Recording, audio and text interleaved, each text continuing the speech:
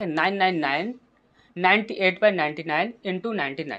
इस प्रकार के प्रश्न आपने काफ़ी देखे होंगे, ये प्रश्न आपके एग्जाम में काफ़ी पूछे जाते हैं। तो इनको सॉल्व करने का तरीका भी आपको अच्छे से पता होगा। यदि सॉल्व करने का तरीका भी नहीं पता तो आपको कोई भी टेंशन लेने की ज़रूरत नहीं है, सीधा ही ऑप्शन से आंसर देंगे, आपको सॉल्व नहीं करना है। हमने बोला कि यहाँ पर आपको सिर्फ इतना करना है कि यहाँ पर देखना कि यहाँ पर कितने 9 है, तो यहाँ पर 2 9 है। यहाँ पर हमने देखा कि इन दोनों का अंतर कितना है, तो यहाँ पर इन दोनों का अंतर 1 है। और यहाँ पर कितनी संख्याएँ हैं, तो यहाँ पर आपके 3 संख्याएँ हैं। हमने बोला कि यहाँ पर ये कितना है, 99 है। तो यहाँ पर आप स्टार्टिंग में देखोगे तो स्टार्टिंग में कभी भी आपका 2 9, यहाँ पर 2 9 है, तो यहाँ पर कभी भी 2 9 नहीं बनेंगे, यहाँ पर 1 9 कम हो जाएगा। यदि यहाँ पर 3 9 होते तो फिर 1 9 कम हो जाता है, यहाँ पर कितने बचते, 2 बचते।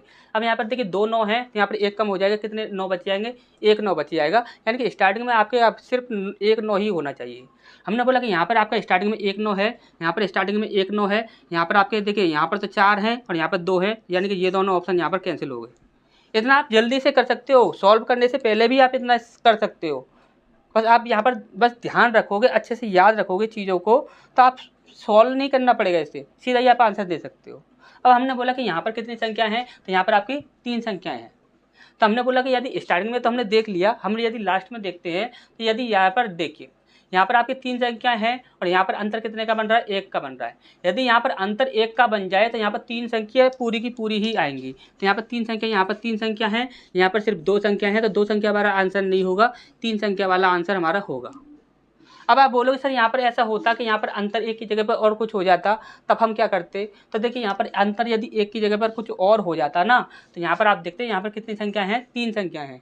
3 संख्याओं में से हमेशा ये आप याद रखोगे कि ये वाली जो संख्या होगी, ये वाली जो संख्या होगी ये आपकी चेंज हो जाएगी, और इसके बाद यहाँ पर जितनी भी आपके 9 होंगे उतने ही आपके 9 लग जाएंगे। जैसे कि हम यहाँ पर बोलें कि जैसे कि यहाँ पर यदि मान के चलिए 2 का अंतर होता, यदि यहाँ पर 2 का अंतर होता तो यहाँ पर आपका क्या हो जाता कि यहाँ पर आपके ये तो 99 तो आते ही, और यहाँ पर आपका संख्या चेंज हो जाती, यानी कि 2 9 यहाँ पर रह जाते।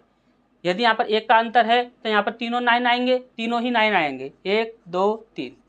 यदि यहाँ पर 2 का अंतर होता तो यहाँ पर ये वाली लास्ट वाली जो 9 था ये आपका चेंज हो जाता, ये संख्या आपकी चेंज हो जाती, यहाँ पर 2 9 बच जाते। अच्छा समझ आ गया होगा। तो यहाँ पर आंसर क्या हो जाएगा हमारा, बी हो जाएगा। तो नेक्स्ट क्वेश्चन की ओर बढ़ते हैं।